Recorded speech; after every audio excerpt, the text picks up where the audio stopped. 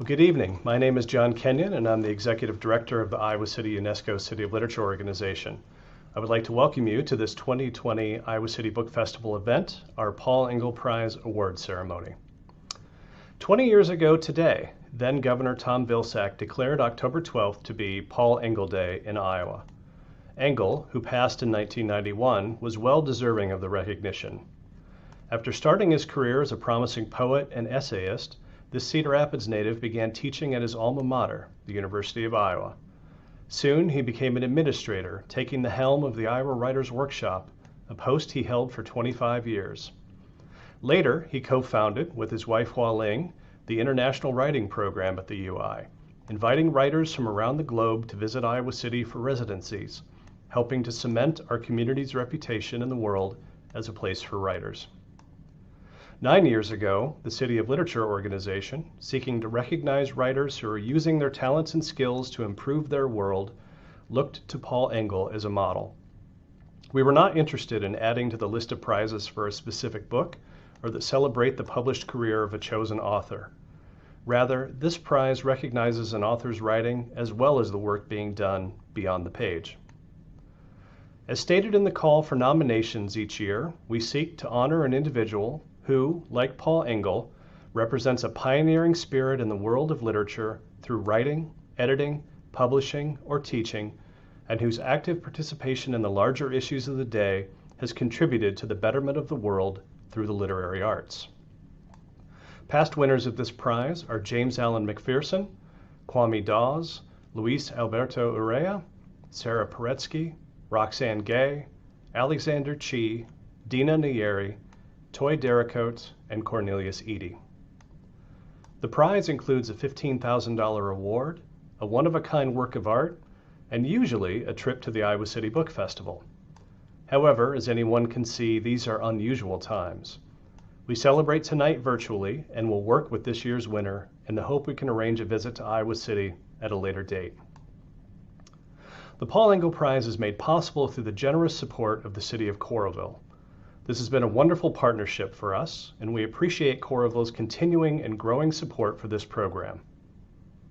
And now I would like to introduce Allison Ames Gallstad, Director of the Coralville Public Library and past President of the City of Literature Board, who will introduce this year's winner. Good evening. While we miss having you all here gathered in front of the Coralville Public Library hearth, we're happy you are able to tune in this evening for this year's very special Paul Engle Prize. This year's recipient of the Paul Engle Prize is Dr. Eve L. Ewing, scholar, teacher, sociologist, poet, comic book writer, activist. It's difficult to be concise when describing Dr. Ewing. Her writing crosses multiple genres and reaches broad and varied audiences. From her debut and award-winning poetry collection, Electric Arches, to her widely lauded Marvel comic collaborations, Ironheart and Ms. Marvel, Dr. Ewing creates magical portraiture conveying real-life messages of justice and social issues. And Dr. Ewing's work in the community goes well beyond her written word, connecting people with action. This includes her work with men at the Statesville Maximum Security Prison and her past work with youth performance collectives, such as Mass Leap in Boston and Crescendo Literary in Chicago. Through her Bughouse Square podcast and public platforms such as Twitter, she has moved the conversation on systemic racism from acknowledgement to action, recognition to reparations, and challenge to real change. Dr. Ewing has a rich understanding of the inherent educational inequities and racial disparities of public education, having experienced the Chicago Public Schools as a student, a middle school teacher, and as a scholar. Her book, Ghosts in the Schoolyard, explores the systemic racial inequality in the Chicago public schools, but it also delves further into the history of racist policies that permeate our country. In researching that book, one of the documents she had to deconstruct was a 1922 study entitled The Negro in Chicago, a study on race relations and a race riot, commissioned to analyze the 1919 race riot in an effort to prevent it from happening again. Dr. Ewing's recent book, 1919, is a series of poems and reflections inspired by those events of the 1919 riot. We are honored tonight to recognize the significance of Dr. Ewing's work, the importance of her writings, and her sustained inquiry into racism and structures of social inequality.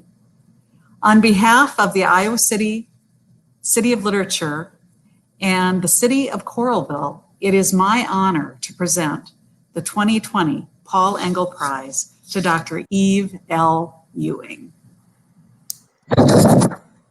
Thank you so much, Allison, and hello to everybody, whether you are in Iowa or somewhere else.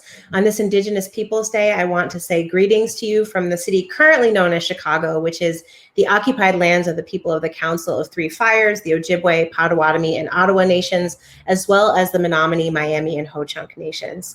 I'm so grateful to be here. I'm gonna say a few words to express my gratitude. And then read some poems, and looking forward to your questions and conversation. I wrote a small speech, so I'm going to read it.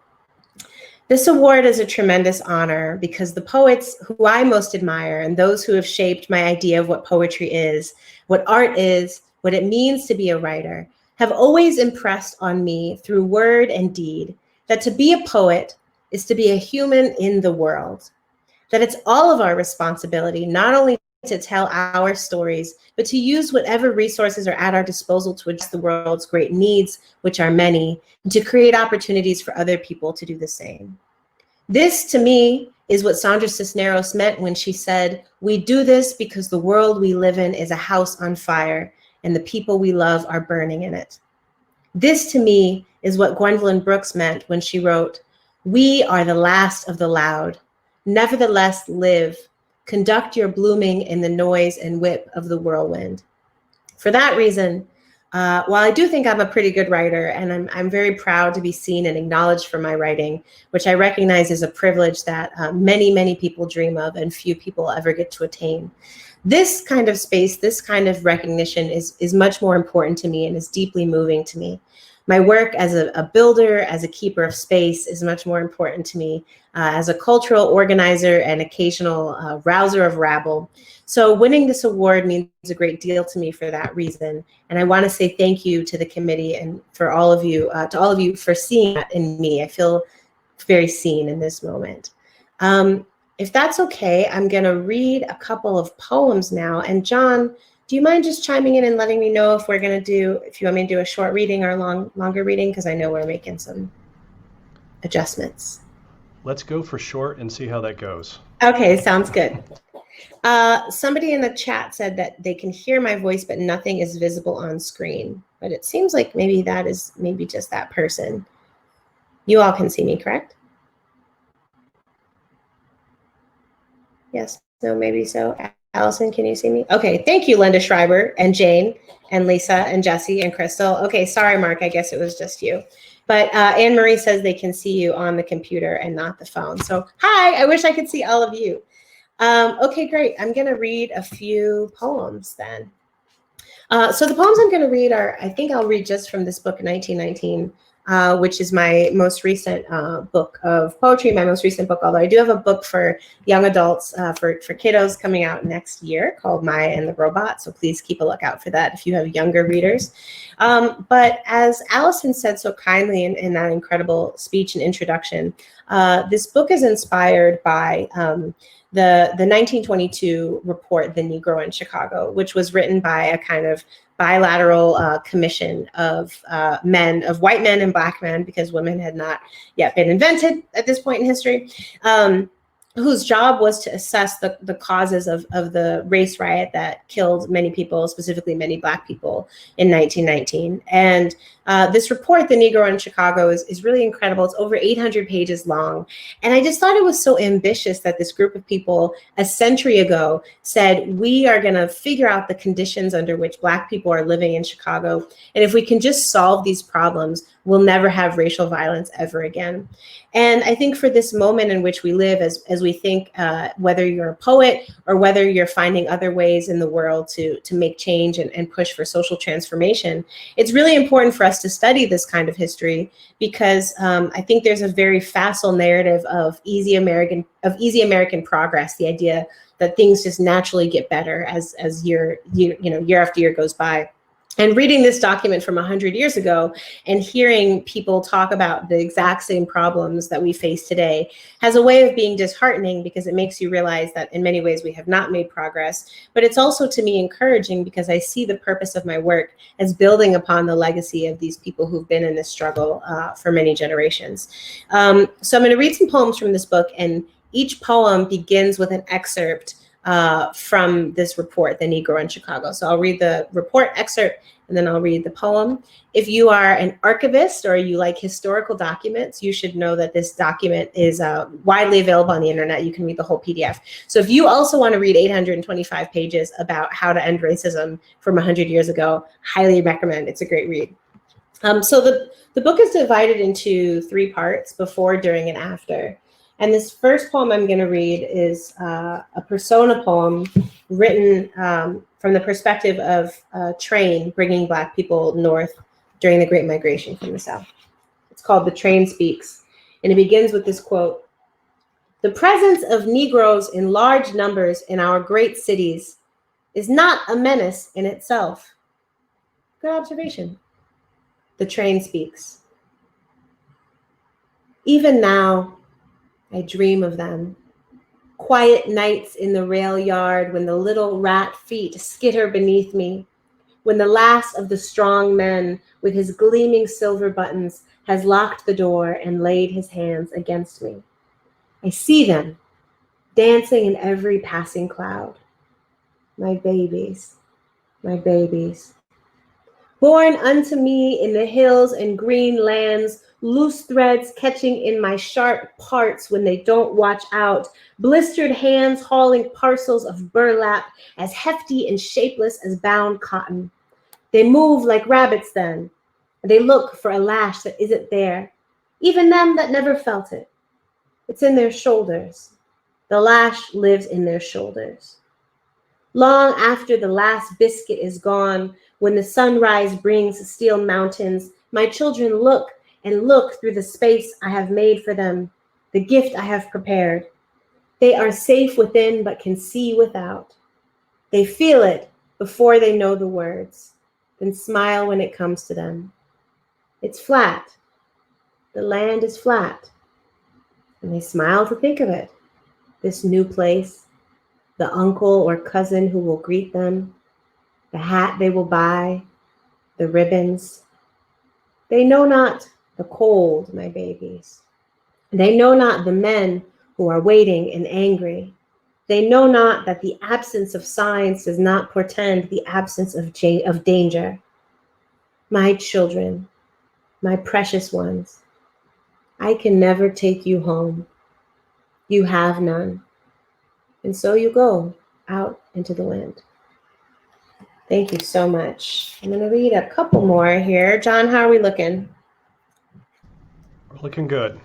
Okay. Yeah, go ahead and keep reading. That's wonderful. Okay, great. You know, I try to trace like a narrative arc, so I don't want to go into my like finale poem and then read for 10 more minutes. So I'll keep moseying along. By the way, I'm so grateful to everybody who's been organizing and hosting these virtual events. I so miss being able to come to places like Iowa and connect with you all. And so I hope to be there soon. And hopefully when it's not icy, as I was discussing with Allison before we started. And when I come, I want to visit everybody's favorite bookstores and favorite places to get pie and coffee and video game shops and board game shops and parks and all those things. So I hope that you'll still welcome me if the Republic continues to exist. I'd like to come visit you. So as many of you may know, Chicago was once devastated by a great fire. It burned down the whole city. Because we're not creative, it was called the Great Chicago Fire. And during this period of time, about a century ago, when massive numbers of Black people were moving to Chicago from the South, this was a source of absolute panic for many white people in the city. And one of them wrote, I'll read you this excerpt from the Negro in Chicago, and you'll hear this quotation of what one of them said. The sentiment was expressed that Negro invasion of the district was the worst calamity that had struck the city since the Great Fire. A prominent white real estate man said, property owners should be notified to stand together block by block and prevent such invasion. This poem is called True Stories About the Great Fire. Everything they tell you is wrong. The Great Fire came here in a pair of worn loafers eating its last sandwich wrapped in paper, and the Great Fire had a smell like grease and flowers. The Great Fire did not come to eat up the homes. The homes lay down at the feet of the Great Fire, for it was godly and it glowed. The Great Fire blessed the rooftops. The Great Fire danced with the lake shore. The Great Fire has an auntie who makes dresses, and the Great Fire wears a pinafore and dances in a cakewalk. The Great Fire can only move at right angles. The Great Fire goes from block to block each night and kisses stray cats in the moonlight, and the cats catch the Holy Ghost. The Great Fire sits in the balcony and yells at the picture. The Great Fire sings in a too loud voice. The Great Fire has plans for you. The Great Fire is going to take your daughter someplace. The Great Fire has a hoard of gold like a dragon. The Great Fire already lives next door and hides in the daytime. The Great Fire knows they don't want it here. The Great Fire is going to burn the city they built, and we will watch from the stone tower, and we will wait for it to finish, and we can wait a long time, and the fire can too. Thank you. So those two poems are both from this beginning section of the book that is kind of about like the conditions that were in place before the race riot that led it to happen. So I'll tell you a little bit about the 1919 Chicago race riot itself, and then I'll read a couple poems that take place during and after. So this was part of this broader cultural moment known as the Red Summer in this year of 1919, when we saw racially motivated violence all across the country. And in many cases, as was the case in Chicago, it was incited by essentially random mobs of white people attacking Black people on the streets. If you have seen Watchmen, you may be familiar with the Tulsa Massacre, which happened around the same period of time, although it didn't happen in 1919. And when it happened in Chicago, the event began on July 27th. And before it was over, there were 23 Black people killed, 15 white people, 537 people injured, and 1,000 were made homeless. And the event began when a boy named Eugene Williams was 17 years old. He was a Black boy swimming in Lake Michigan, and he drifted over to the unofficial white part of the beach. And we don't know if he was either afraid to come out of the water because there was a group of white men throwing rocks on the sand. And we don't know if he was either afraid to come out because he saw them throwing rocks, or if somebody actually hit him in the head. But regardless, he drowned, and it was his death that sparked this several days of violence. So I'm going to read a poem about Eugene Williams called Jump Rope. And by the way, before I forget, you can use the Ask a Question feature if you want to ask a question when I'm done reading. And I'm happy to answer questions about anything. It can be about comics or academia or baking or whatever you want to talk about. I'm happy to chat about with you. So first I'll read this poem. It's called Jump Rope. It begins with this quotation from the Negro in Chicago. On Saturday, July 27th, 1919, there was a clash of white people and Negroes at a bathing beach in Chicago, which resulted in the drowning of a Negro boy. Jump rope. Little Eugene, Jean, sweetest I've seen. His mama told him, them white boys mean. He didn't listen to what mama say. Went to the lake that July day. No, it goes like, little Eugene W., so sorry to trouble you. Rise, Eugene, rise. Calm your mama's cries. Just sit up and look around. Don't let them bury you down. No, it goes like, Down, down, baby, down, down, the water's tugging. Sweet, sweet baby, don't make me let you go. Swallow, swallow, grab the sky, swallow, swallow, dark. Swallow, swallow, grab the sky, swallow, swallow, dark. Grandma, grandma, sick in bed. Call on Jesus 'cause your babies. No, it goes like, all dressed in black, black, black, all dressed in black, black, black, all dressed in. And he never came back, back, back. Thank you so much. The next poem I'm going to read is one that is unfortunately very relevant. I guess this whole book, I didn't really want to write such a timely book, but it turns out to have been really timely in a number of ways. And I'm thankful if it's a helpful tool for people to engage with understanding what's happening in the world right now. But I wish it were less useful. And the poem I'm going to read is one that I think about a lot. I did an interview for Rhode Island Public Radio like a couple months ago, or it could have been 12 years ago. I've lost all track of time during pandemic times, but I think it was a couple months ago. For those of you who believe in linear time, which I don't.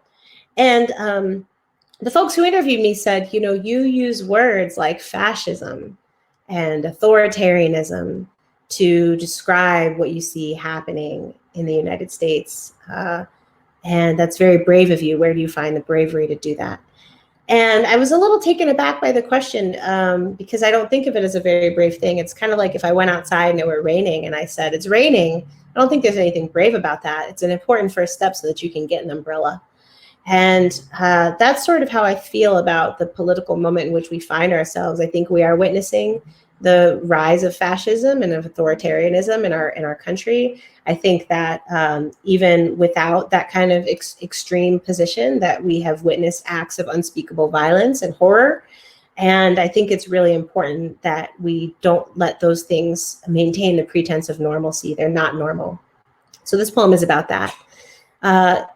In this report, The Negro in Chicago, the writers, these sociologists and policy folks who were assessing the causes of violence, I forgot I don't have my glasses on. I went to do this, my invisible glasses.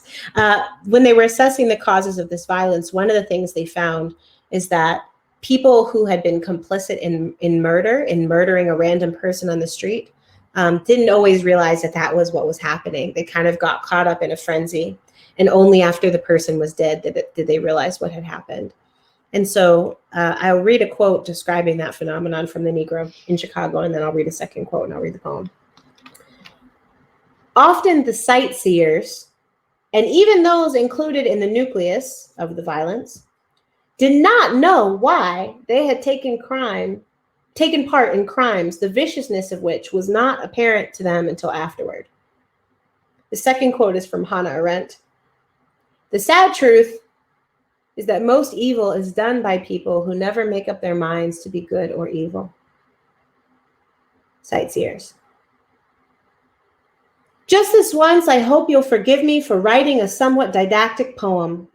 I just didn't know how else to say that we live in a time of sightseers, standing on the bridge of history, watching the water go by, and there are bodies in the water, and the water has been dirty for so long, and the sightseers still drink from it. They buy special filters, and they smile. They have nice glasses and teacups. They put sugar in the dirty water that has our bodies in it. And there are sightseers seated beneath the Tower of Empire, peering up at the lights. And there are children in the tower, and the tower has been crooked for so long, and the sightseers still look at it. They find the lights enchanting. They meet up on the weekends. They have picnics in the plaza of the tower that has our children in it.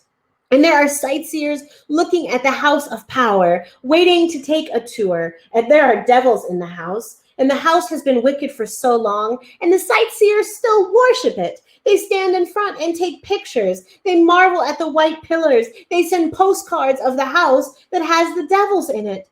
And just this once, I hope you'll forgive me for asking you directly to forget the lovely water, to forget the charming pillars, because there are children in the tower. There are children in the tower. There are children in the tower, and they are dead already. Thank you so much. I think I'm going to read 3 more poems, and then we can do Q&A. So I hope that you write your question in the Ask a Question box. You know what? I'm going to do a last minute game change. There's this one poem that I always read and another poem that I never read. And, you know, when you have to do a lot of these events, you do a lot of careful curation of the things that you think the audience will like. And I feel really privileged because I'm reading before one of the most literarily attuned groups of people in the world, because we all know that Iowans are very famous for their literary engagement. So I'm going to read a poem I don't often read because I like it, and I'm going to take advantage of the fact that you all are here and you're good poetry listeners, and I won a prize, so I can do what I want. This poem is an abecedarian, so if you are listening carefully or if you look it up and want to read it in print either, you'll see that the beginning of each line begins with the alphabet in subsequent order. This poem is called Coming from the Stockyards. It begins with this quotation. The change of home carried with it in many cases a change of status. The leader in a small southern community when he came to Chicago was immediately absorbed into the struggling mass of unnoticed workers.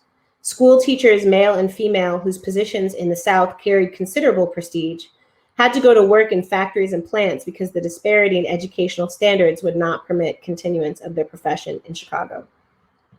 Coming from the Stockyards. Anytime I get on the streetcar with the blood of the steers blossoming across the front of my canvas pants, my clothes call cattle more than man. Not all the white men cringe, dressed as some are in the same rusting dullness and dread. Every one of us a hook, a slicing knife, a chain, a pile of offal. $40 a week is worth the stain of death and the smell. Good men make more or less by whim. Each one of us a foundry, hands to cut, to carry, knees to bend. This is still new to me. I called myself a scholar in Georgia, though that was part fancy. Just enough reading and writing to be of worth to my neighbors. Katydid people, summer song folk, they sent me the children after harvest.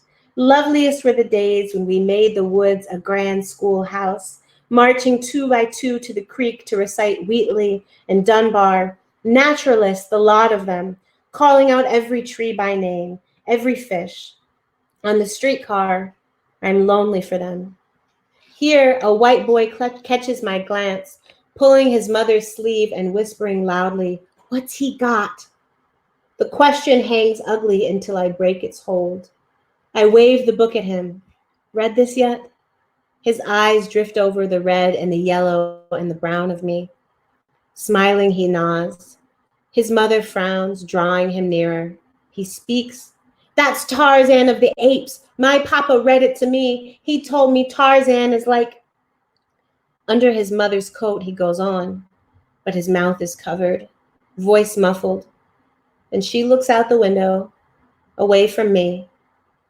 What a thing, to be an invisible man seen only by a babe. I recall my old pupils.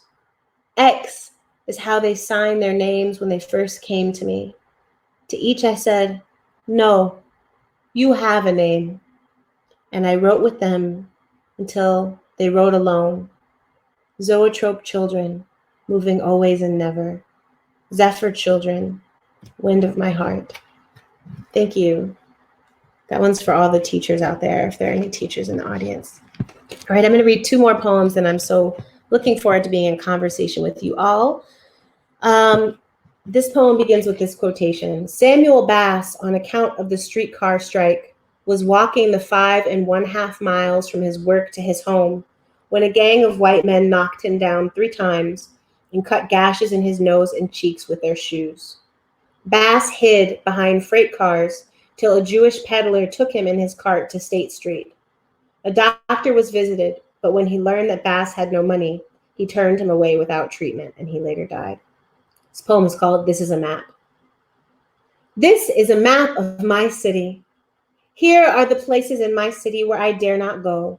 Here is where the electric wires gave out, and here is where I still had to make it home. And here is the first mile where I whistled the way my granny taught me to keep away the haints. And here is where a baby waved to me from a window. And here is the second mile where I heard the calls. And on this map, there is no third mile in this, my city, where I first prayed to die. And then, hearing a single cardinal over the din of their threats, changed my mind and prayed to live. And this is a map of my neighbor's city, where he traces a way through the mud each day, the squeal of old wood on iron heralding his arrival, a king of the streets, a conquering hero of nowhere. And this is a map of my body. This is the blood of my rivers. This is the bruise of my marshland.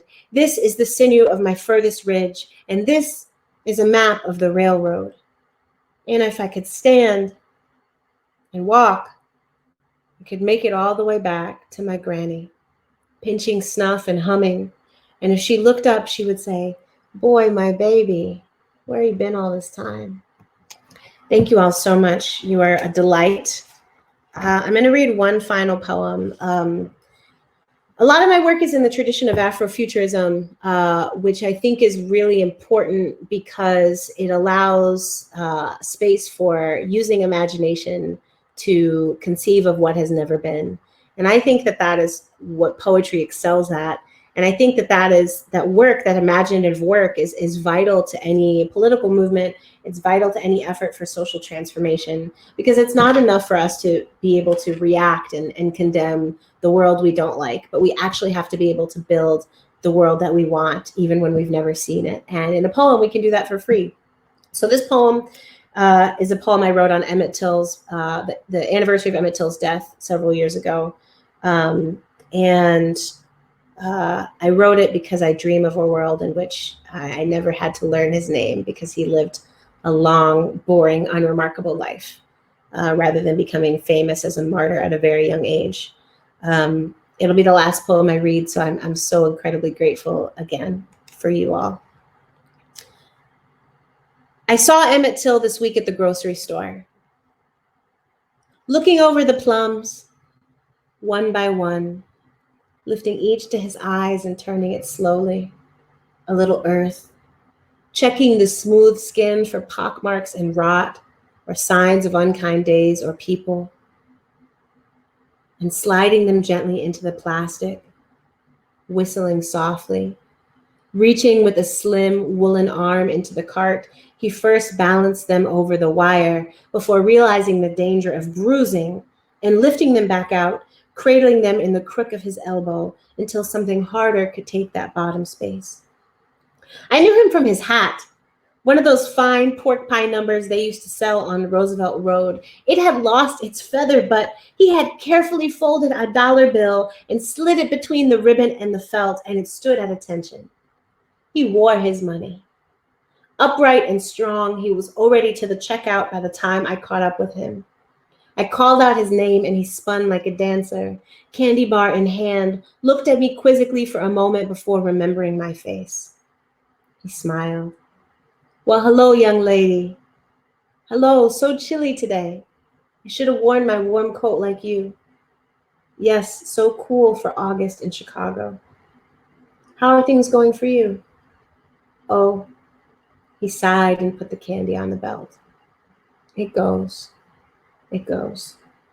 Thank you all so much. I'm so grateful to be here with you sharing virtual space. And now I think we have time for some questions. John, I don't know if you want to moderate them or... Oh, you're muted. All right. So I have... You get a prize. If you start talking and you're still muted, it's like saying Pee Wee Herman's secret word. It's like, ah, we all have to... Wow, I appreciate that. Thanks, I've never seen that as a positive thing. Yeah, so. I made it up. All right. Well, Andre is here. So I am going to introduce, first of all, thank you very much, Dr. Ewing. It was wonderful to hear your poems read. Thank you. It brings them so to life. So we have scheduled as our moderator for the last half of our program, Andre Perry, who is familiar to most of us in Iowa City. Andre is the executive director of the Englert Theater here in Iowa City, and co-founder of the Mission Creek and Witching Hour festivals, and also author of the vital essay collection, Some of Us Are Very Hungry Now. So I'd like to welcome Andre, who will lead a Q&A with Dr. Ewing here. Awesome. Hi, Andre. Hey, how's it going? Good. How are you? I'm okay. Just moving through this beautiful year that creates more challenges for us to test our excellence, to see how excellent we are. No, it's great to have you here with us at the Iowa City Book Festival. To have you representing this Engle Prize award, it's just like everything seems aligned. So no matter what 2020 is trying to toss at us, it's all good. We're gonna push through. Another day above ground. Thank you. Well, I'm really happy, and as I said earlier, I hope I can come and we can have a piece of pie or a donut in person sometime in the future. There will be pie. There will be donuts. Okay, good. We'll get you here. It's going to happen. Good. So one, just thank you for being here. Thank you for all the work that you're doing on so many fronts. And in the spirit of 2020, in which there have been health challenges, the democratic process is being challenged. Our notions of justice continue to be challenged, and the economy is challenged. There are our search for equity. Just so much is on the line, and it's not like it wasn't there before, but it's just been heightened. Let's start here. In this moment, in these moments, in this year, where have you found just a few moments of joy, of self-care, of self-realization? Where have you gone where you're like, you know what? This is going to happen and I'm going to push forward? Oh, that's such a great question. I feel so wealthy in community. I really have just wonderful friends and a wonderful family. And I think that has really brought me joy. I think I lost my grandmother about 4 weeks ago, and I'm really grieving. And I think that one thing I'm grateful for this year of learning, I'm very unashamed of my grieving, in a way that I think I have learned recently. And I feel like it's really helped me to be able to be honest about how I feel. I did another one of these events. I did the Decatur Book Festival virtually a couple of weeks ago, and the moderator was like, "How are you feeling?" I was like, "Horrible. I feel horrible." Let's go. It's just, and I really think a lot, in terms of mental health and stigma. I just think we would just do so much better by being able to interact with candor. So I've really found a kind of relief in giving myself permission to tell people about my human feelings and my human limitations. I bake a lot. I find a lot of solace in baking. I bake a lot. I bake a couple times a week. I was already an intense baker, and now I do a lot, like 3 times as much baking. And then I also I would be lying if, Walter Mosley, the writer Walter Mosley, he's like, writers always lie. He's like, all these writers are always like, my first influence was Ovid. And he's like, your first influence was probably Nancy Drew and X-Men, right? And so in the spirit of not lying, like the great Walter Mosley, I would be lying if I didn't talk about the immense amount of Star Wars content I've been consuming. And I think that there's an essay to be written that somebody else should write about turning this very escapist move. Because I've been not rewatching all the films and then watching all of Clone Wars and then reading a lot about Star Wars and listening to podcasts about Star Wars. And oftentimes the plots are why am I reading about this the ascent of an evil empire? Why is that? And when you get really deep into Star Wars stuff, a lot of it is droid rights, why are droids subservient, creatures in the galaxy, and the war and the relationship between corporations and profiteering and war. So some of these things are not actually escapist content, but it's far enough from the reality in which I live that I have just been drawn to a lot of Star Wars. So lots of baking, lots of Star Wars, lots of friendship. That's what I got. Lots of admitting to people that I just had a emotional collapse. Those are my 4 keys. It's not going to make any kind of inspirational Instagram image or something like that, but no, that's totally inspirational. Well, we're sending you love and your family love as you go through this period.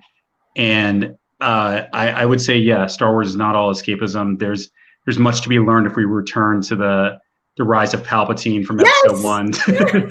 Yes. Like it's not irrelevant. No, I think about Palpatine. I constantly think about his line where he's like, "And I will return these powers the second this war is over." You know, and the kind of like Machiavellian nature of it. Anyway, we'll talk. You and I will talk another time over pie. We'll save that. We'll put a pin in that. Okay. So speaking of community, you know, you represent Chicago just so strongly, and you know, your dedication to that town, to the very many communities that make up Chicago, in your writing, in your life, in your teaching, in your research, you're working at such a high level right now. It seems that you could go to other places. You could go teach at another university in another community. What does it mean to you to have this project? And I don't know how long the project is, but to be committed to Chicago for maybe not 4 years, maybe not 10 years, but maybe 50 years. How do you think about your work and what it can bring to that community and the rest of us over the course of a lifetime's work? Yeah, well, you know, in terms of how long I'll be here, the saying is "shy till I die," right? Or Chicago till the world blow up. So the world is getting perilously closer to blowing up. So I don't know how literally we want to take that, but I am also a pre-tenure faculty member, so I have to have some flexibility about where I live and where I do my work in the world. But I think that for me, part of this is very specific and part of this isn't. So the specific part is that, yes, I was born and raised here, ride or die, Chicago gang. Like this is my home. I do think it is the greatest and most important place in the known multiverse. That being said, part of this is a reflection. Part of my work is a reflection of my political belief that you build where you are, right? And so it happens to be that this is where I am. And I think that people often, especially a couple of years ago, like when Chance was getting super famous and like lots of things were happening around Chicago. And that was the same time when Electric Arches came out, every interviewer was like, "Why is Chicago so great?" And I wanted people to know that it's not like magic, that there are investments that we've made in terms of how we commit to one another and build community, which I think, by the way, is very culturally Midwestern, that we think about how we can do things together and collaboratively and in non-competitive ways, and ways that we see our success as being mutually constitutive. And I think that is something that anybody can do anywhere. So if you were to, you know, like beam me to Mars or something tomorrow, then on the first day I would probably cry and be like, "Why did I get sent to Mars? I'm so lonely." But on day 2, I would be like, Martian open mic, right? Like let's assess who are the great, you know, like I think that anywhere any of us goes, we do have the power to assess the strengths of the community around us and to rally each other, to deal with the things that are most important to us. And that's where I think political power lies. I think political power and political efficacy lies in our ability to look at our neighbors and think, you know, what is our shared fate and what is the thing that we're willing to struggle through together? And that can be something really simple, right? It can be like the fact that the corner by your house doesn't have a stop sign and, you know, cars go by too fast and it's unsafe for kids, right? Or it can be something much bigger, like trying to elect a certain representative to, you know, to the US legislature. But I think that the impulse I hope to inspire in people is not to like, let's all move to Chicago, right? But to say like, build where you are and figure out the people around you who are waiting to have that conversation. And the other thing I always want to convey is that all places have hidden histories.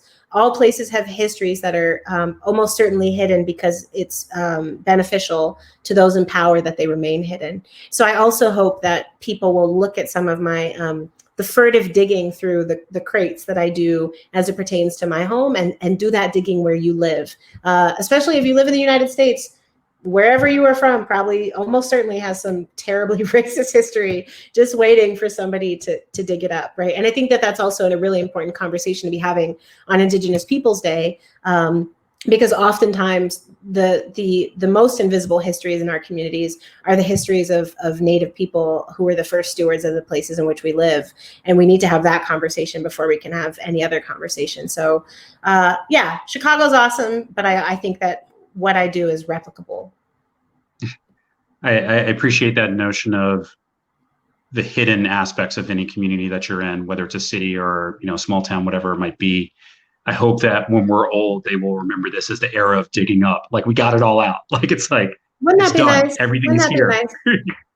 Wouldn't that be nice? So you read a piece from Sightseers, which is from 1919, and all about the notion of how people might get involved in an evil act without even premeditating it, just get caught up in the swirl of it.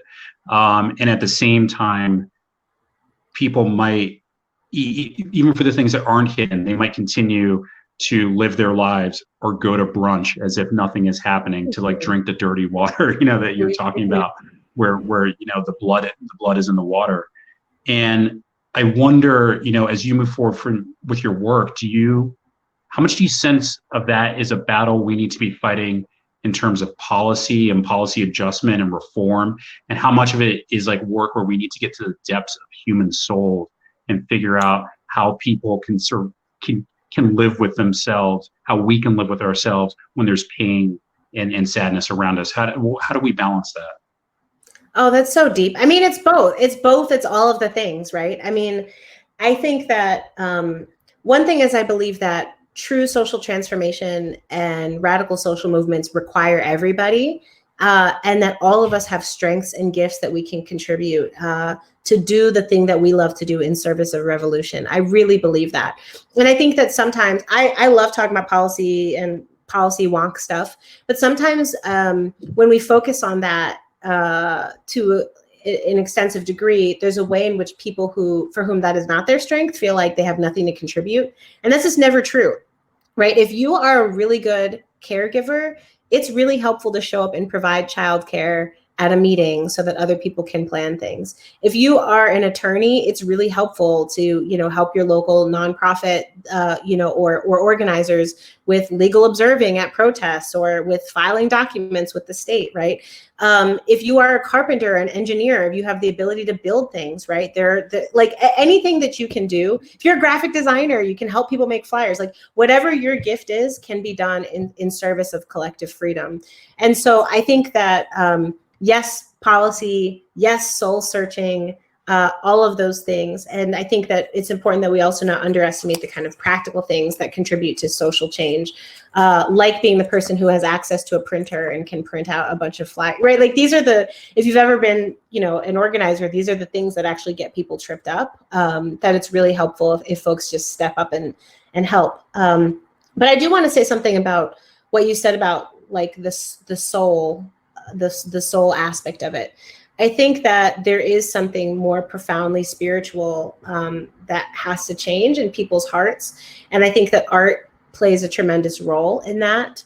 And I was having a conversation with my husband this morning. Wow, that was a long time ago. And we were talking about the trend of making a film about oppressed or marginalized people and then inventing a fake white person or making the white person central so that white audiences can see themselves, right? So for example, they made a film about Stonewall a couple of years ago, and Stonewall, is a moment that begins because of trans women of color and the invention of a fake white protagonist, white gay male protagonist for people to kind of like project into, or the Green Book, right? To call a movie The Green Book, right? And to use this name of this incredibly iconic and important artifact in Black people's lives that saved Black people's lives, right? That was a result of Black genius and ingenuity and collaborative effort and creativity and risk-taking. And to make this film in which the white person's transformation and like blossoming becomes the center of the film is actually morally repugnant. But what we were talking about is the fact that that's really sad, because as Black people, you and I both grew up having to cultivate an imagination that allowed us to see ourselves in so many people, right? Whether it's like Worf on Star Trek or like Frodo Baggins, right? We had to cultivate the ability to see ourselves because we weren't literally going to see ourselves. So we had to project empathy into all of these characters knowing that there was never going to be a Black girl, anything that I watched, anything that I read, never, ever, ever, ever, ever. Right? I could maybe get a white girl. I grew up in the like multicultural 90s, so I could maybe get a white girl and maybe a Black dude. There was never going to be a Black girl, right? Ever. And so the kind of imagination, the imaginative muscle that engenders, I think is really powerful. And we were talking about, we're like, it's so sad and actually unfair to deprive white people of the chance to cultivate this imagination and this empathy. Like you actually, a muscle in your brain is wasting away if you can't read a novel like Pachinko and identify with this multi-generational Korean American family, right? Or watch a film like Moonlight and see yourself in the coming of age story of this Black gay boy who's looking for a father figure. That's what art is for, but it only works if we allow ourselves to build that muscle. And I think that building that muscle has other political implications. It's insufficient by itself, but it's necessary. It's kind of a necessary but insufficient step. And I think that art has a tremendous role to play in that kind of soul transformation that you're talking about. And, you mentioned a film like Moonlight. You yourself have been working in the comic book world. So we're making some strides, right? There are lots of examples, but what more do we need so that a multitude of stories from Black perspectives, from other groups' perspectives, from Indigenous perspectives are getting to books, are getting to comic books, are getting to screens? What else do we need to do to take charge to push that forward? Set everything on fire. No, just kidding. Don't set everything on fire. Or maybe you should. I don't know. I mean, I think that there's a couple things. I think it's really important that we push for intersectional stories.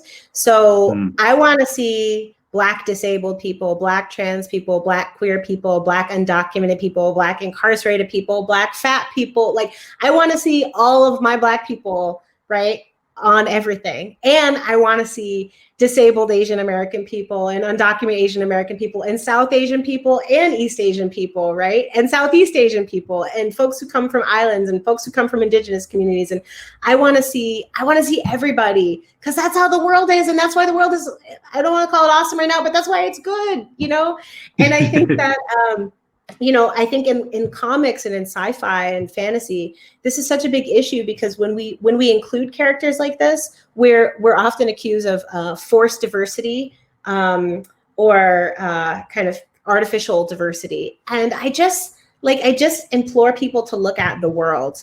One example is with the comic book Ironheart that I wrote with Marvel. I brought back a character from the 90s that I really love, whose name is Silhouette. And Silhouette is a Black woman superhero who's disabled, and she is paraplegic, and she uses crutches to move around. And I brought her back because I really love the character. She's really cool. She has like a cool early 90s vibe. She has a cool power, which is that she can blend into shadows and use them to teleport, which is why her name is Silhouette. She's a cool character. And, there's a way in which including a Black disabled superhero could be accused of this kind of forced diversity. And when we brought this character back and featured her in Ironheart, there was a dude on Twitter who was just like, as a Black kid, a disabled Black kid who was always on crutches, right? This was always my favorite character growing up. And I'm so glad. And I knew she was always going to be the only disabled person that I saw in anything, right? And so it means so much to me that you brought this character, back to the story. And it just reminds me that for all of these stories, there are real people out there living these lives and waiting to see themselves, to see ourselves. And so I think it's really important that we keep telling these stories, that we keep fighting for who gets to tell them, that we get to tell our own stories. It's not enough to just have representation in front of the screen, but representation with the people who actually create the stories, and that we push to fight this kind of flat narrative that we recognize that being Latina looks many different ways, that being Muslim looks many different ways, and so on. So just have to push. And I hope that people that consume these stories will make their adoration for them known, because unfortunately this is still very much these are market-driven businesses. So that really does matter. Yeah, yes. It's like, just need to continue to politely infiltrate towards the work of opening everyone's minds to a more beautiful life. You know? That's what I hope to do, and not always politely, but I try to be polite when I can. It's my Midwestern ethos. It's like we're stuck with it. I've maybe one more, maybe two more questions, but I'll just focus on one more because I know there's some questions from the audience. So, you know, the Engle Prize in its essence is looking for, you know, leaders who are doing multidisciplinary, like multi-layered work, are creating the art and also creating change in whatever community they might be in.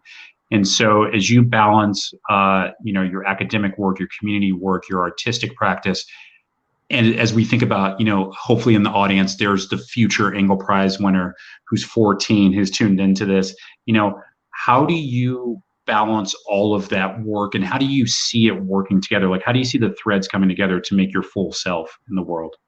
Yeah, that's such a great question. I think that the threads, you know, I see myself as having two projects. The project of trying to figure out how the world got to be the way it is, and the project of trying to imagine something else. And all of my work, you know, whether it's in theater or comics or, you know, children's literature, is geared in one way or another towards answering those questions and using, I just see these as using different tools to try to get to the same thing. In terms of the practical balancing part, I do often a very bad job. I just have 10,000 ideas and I just try to make space for as many of them as I can. And I try to have a rule where, I get a lot of like wild ideas on a daily basis. And usually what I do is I try to wait it out for a couple days. And then if the thing keeps coming back to me and it sticking with me and I really can't get rid of it, then okay, then it's probably a good idea. A lot of my ideas are just totally off the wall and shouldn't happen. And I don't have the time or resources to execute them. But like one year I told my best friends that I wanted to create this alternate universe character named Auntie Lou and start a mobile van called Auntie Lou's Books and Things, where I would just like drive around and give out like book bags. And I might still do that. I shouldn't be coming on this public forum and saying that I'm not going to do it. I might do it. But they're like, you literally don't have time to be like driving like you have a job. Like you can't be driving a truck around all day. I'm like, oh yeah, okay. So I'm going to keep that one's back to the drawing board. But you know, I think that I work really hard to, you know, manage my time as best as I can because everything always feels really urgent to me. Everything feels like it has to be happening right now. And, you know, I'm just very grateful that I have been given the blessing in life where I have official time and resources to work on some of these things. And that's because of people like you. So I'm glad, really grateful. Awesome. Well, I think we have a few minutes left, and I know that there's some folks who want to ask questions.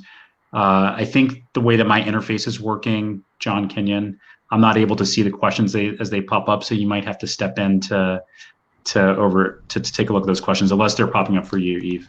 I can see them. Yeah, maybe I will.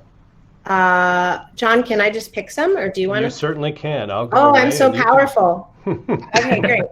Well, I'll start with, I think I can do one or two because I'm also very hungry. Okay, so the first one I'm going to read because it has an upvote. So people can, this is such a great platform, so people can vote on which ones they want to hear. So the first question is, what do you think comics are especially good at as opposed to poetry, song, essay, etc.? Why do you love them? Thanks for loving them. Thank you, Lisa, for that question. That's like just the right question because it's not, sorry, I don't know why my face is so itchy. It's not that people always ask me like, how do you decide which project you're going to work on right now? And I never know the answer to that question. It's like, how do I decide if I want waffles or pancakes? It just be like that. So you just wake up and you just want waffles or pancakes. But I think that Lisa's question is the smart question, which is that each of these media is good for different conversations. And what I try to do is free myself without seeing myself as like a member of a genre or something. Instead, seeing myself as a writer and being able to freeing myself to avail myself of these different forms. So to answer your actual question, I think comics are really great at a couple things. Number one, when you work for Marvel or DC, part of it is comics have just a huge audience. Huge audience. I wrote a comic book that came out last week called Champions #1, and Champions #1 sold about 90,000 copies. And if I walked, and my 90,000 copies in the Marvel Comics world, my editor was like, oh, that's great. If I like an academic book or a poetry book, if I walked in and were like, we sold 90,000 copies of 1919, I think my publisher would faint, right? Like, it's just like, it's just the impact is just huge. And I do see myself, I'm unapologetic in saying that I am like, this is a very effective form of propaganda for reaching America's young people. I mean, it's just, superhero stories have always been the places where we work out some of our national collective cultural tensions around things like fascism, around things like belonging, around things like government policy, right? That's the whole history of the X-Men, right? Is thinking about insiders and outsiders and xenophobia, right? And so I really love comics as a space to have those conversations with a huge global audience. So that's one thing. Another thing is I really love collaborating. And so I love that comics are a collaborative medium. I think that they shine best when you have people working together to bring these ideas together. So I love that I get to work with an artist and an editor, at least one editor, and a letterer, and a colorist, and that all of us work together as a team to create this artifact that is going to appeal to people. And I think that that's great. I think it teaches you a lot as a writer about humility. It teaches you a lot about, all writers say, oh, you shouldn't be precious with your work. Comics will really teach you to not be precious with your work, because you actually can't say everything. It's not your job. It takes show, don't tell to the most literal extreme, right? Because you actually need to make space for an artist to show the audience something. It can't just be, all dialogue. So I think that that's really great. I also think I love the serialized nature of comics. It's a little old fashioned. It's this medium where I write an issue and then people have to wait a month to figure out what's going to happen next. In a Netflix world, it's just the total opposite. And there's something very sweet and old fashioned about it that I really like. And I guess the last thing that I love, well, there's, as you can tell, there's many things. The last thing that I'll say right now about superhero comics in particular is that they've really taught me to stretch my imagination just above and beyond. I thought that I was a pretty imaginative writer. And when I first started writing comics and getting feedback from mentors, every bit of feedback that I got on my first drafts was always like, raise the stakes, bigger, harder, faster, more wild, right? Because in the comics world, everything has been done. Body snatchers, people being resurrected from the dead, traveling through space, right? Multiple dimensions. That's called a Tuesday in the comic books world, right? I mean, one of Marvel's characters is Thor, who is a god, right? And so like the stakes just have to be really, really high. And I think that writing comics has freed up part of my brain to be 6 years old again. And I'm just taking a crayon and just like doing this and like just going bigger, going absolutely ham sandwich on it is just something I really love. So thank you for reading them. I think I can do one more question and I'll try to not take 20 minutes to read it. Okay, I'll do two questions because this one's really short. Somebody asked about my dog. So I have a dog. You may have seen him if you follow me on Instagram. His name is Charlie Brown Christmas. And this person asked, Devin asked, why is the dog's name Charlie Brown Christmas?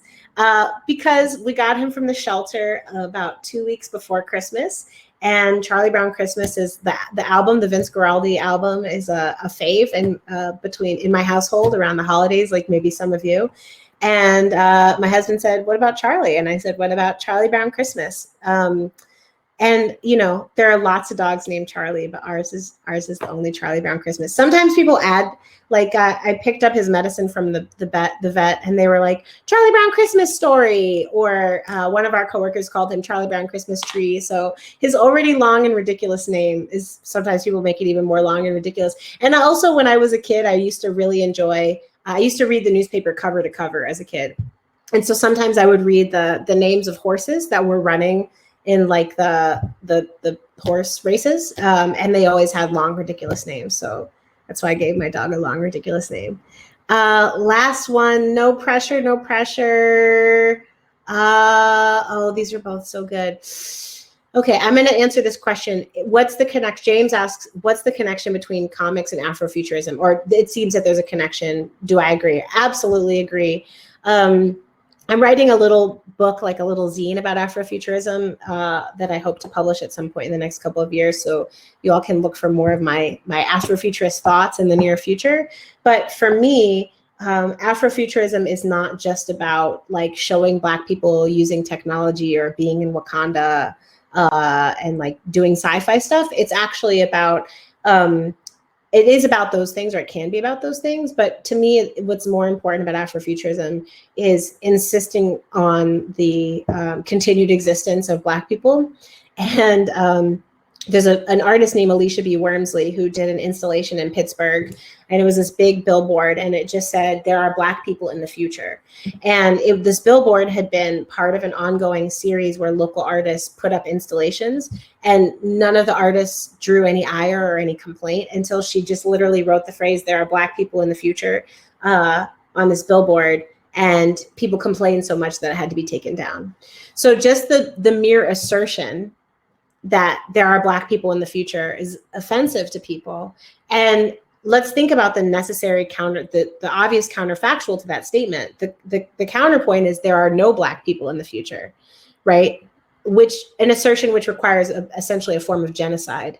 And that's part of why representation in sci-fi and in visions of the future is so important to people like me, because if you show me a film that's supposed to take place in the year 3000 and there are no Black people, then you're leaving me to ask, where did we all go, right? And the answer is almost never good. And so I think that comics are a space where we can extend that assertion, there are Black people in the future, to make a wide variety of claims about Black heroism, Black powers, right? Not just Black power, but Black powers. It's the assertion that we also belong in this pantheon of superhuman people. And that, and there's a political claim. When I was a kid, Batman was my favorite hero. I'm a freelancer at Marvel, so I can say that publicly. Batman was my fave growing up. And when I was a kid walking around Chicago at night, sometimes I would look up and I like to imagine that I just miss Batman. Like I just miss, if I had just looked a second sooner, I would have just seen his cape disappearing around the edge of that, gargoyle or whatever. And not that there were any gargoyles in the neighborhood where I grew up, but there could have been. And I imagining that is really psychologically, it's about who we imagine is coming to save us, right? Who and what represents heroism, who represents the ideals of our society, goodness, strength, bravery, wisdom, cleverness.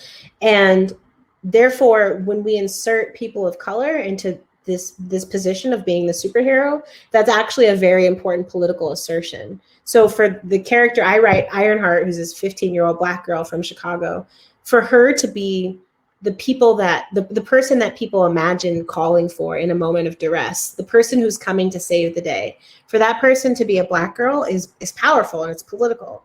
And I think that that's part of an Afrofuturist impulse that's really important. So yes, great connection. And I just want to say thank you again, Andre, so much for the good conversation, and to all of you for being here, and to everyone at UNESCO City of Literature for having me. I'm so moved and honored. All right. We're so happy to have you. So Yes.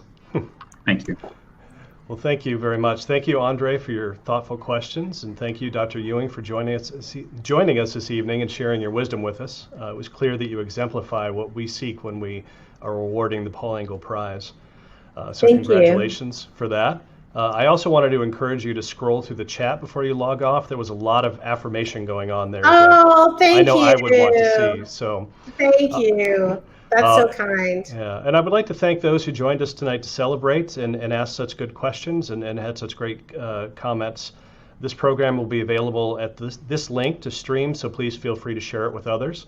I did want to note that with the book festival, we still have to come author Hope Edelman, who will be in conversation with Kelly Carlin this Friday, October 16th at 7 p.m.